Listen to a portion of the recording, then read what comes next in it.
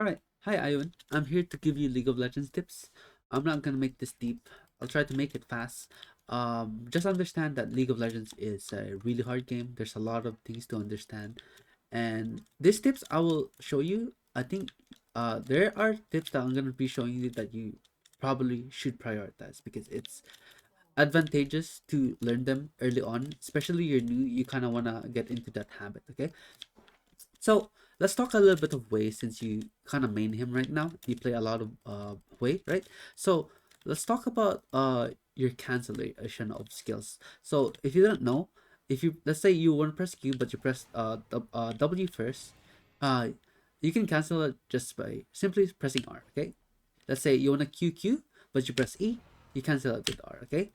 So that's simple. I wanna get that over it. If you didn't know that, now you know. Okay.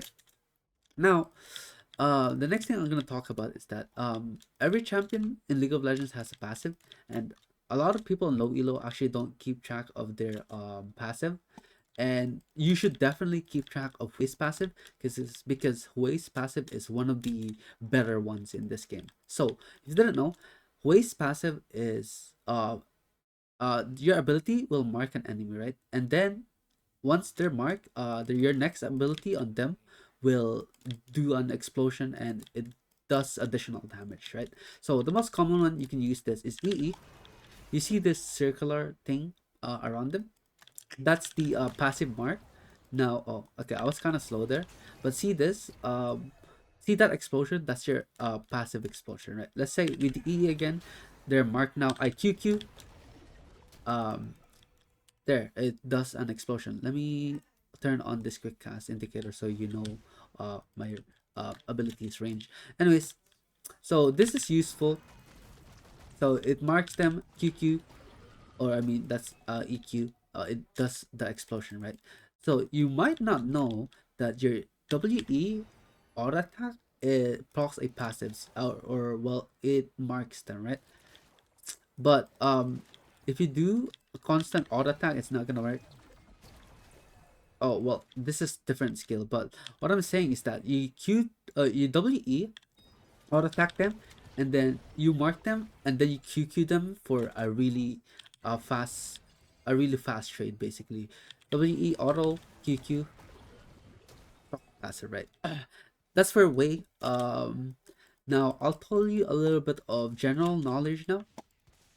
Um, in case you didn't know, minions now this is important because minions in the early game actually deals a lot of damage, but they won't really attack you if you have like minions around you. The only way they attack you if they don't have any minions to target. See this, all of my minions are gonna die now.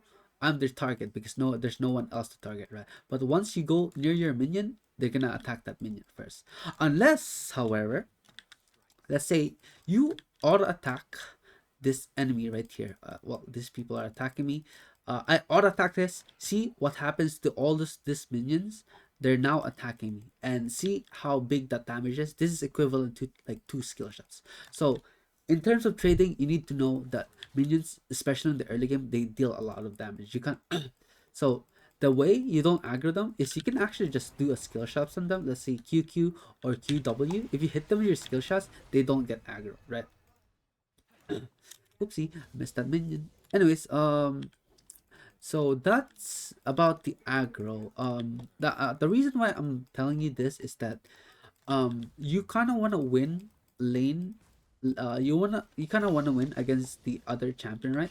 Because if you win your lane through better trading, then that means you have more agency to influence. You have more influence in the game. You can roam faster than your opponent. You can yeah, you have more things to do if you you win your lane, and it translates to having a higher chance of winning because you have more influence on the map. You have higher chance of making something work to your advantage, and then higher chance of winning, right? So those are the things, general things I want to talk about for Hwei and like general minion knowledge. That's remove those. Now I'm gonna talk about settings last. Um, so for the settings, this is important. That I know you're probably you're new to this game, so you're playing on lock camera, right? So what the heck? Anyways, so lock camera is really bad because it limits you with like overall vision, especially for hwei. You have an ability that actually exceeds your camera distance. See this? I can attack this guy, but with lock camera, I need to walk up and press QW on that guy. So if you don't have lock camera, you can just literally stay right here, QE, QW, and then see this? I'm here and I hit this guy, right? Without lock camera, you can't do that. And there are several reasons that you should be playing on lock camera. Not only this, but like in terms of like importance on information that you'll be gaining from this video that I'm showing you, unlocking your camera is probably the best one. And you're new to this game, so you probably don't have the habit. Well, it's better to start that habit now of unlocking your camera because it's gonna help you in the long run. I promise you, there's reason for it. Like I can tell you the reasons for it, but now it's really good because you can like let's say you're getting ganked from this direction, you can see them, you can land the skill shots to like really far, wrong one, really far land skill shots, right? Anyways, that's lock camera. Now the last steps I'm gonna tell you is that you're well, it's a setting related.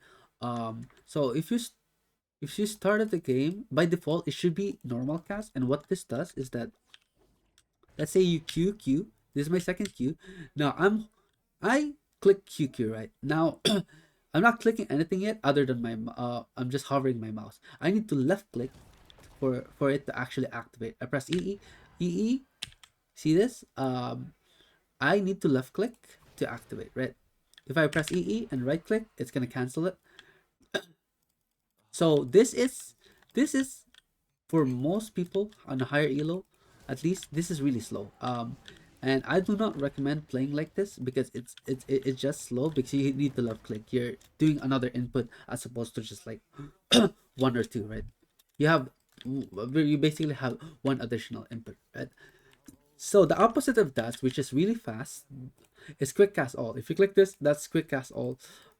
What this does is that I press Q and then I do Q2 here. I just press one Q, right? See that? It instantly fire it. Oh, actually, hold on. Instantly fire it. So this is good because, oh, let's say I press R, instantly fire it. That's good because it's really fast, but I would recommend this if you are familiar with your champion already or once you're good at the game. So I play with this because I know all my champions range. But if you're new to this, so you're probably not. And if you're new to this game, it's actually more beneficial to know your champions range. So what I did here is that I press quick cast all, and then you see this replace quick cast quick with quick cast indicator, right? You click this, and then what this does is that once you press your ability, let's say I press one Q, I do the Q form, I press another Q, I'm holding it right now, okay? But as soon as I let go of the key, it's gonna fire it, right? So I can do this like QQ very quickly, and then it's gonna fire it. I don't need to left click, so I'm having one less input from normal cast. So this is useful because you can just you can press R and hold it and see if it's gonna hit them or not. And then if it's gonna hit them, try to fire it. If not, you can right click to cancel, right? And that's it for I think lock camera and this quick cast indicator with an indicator is the most useful one that you should be learning.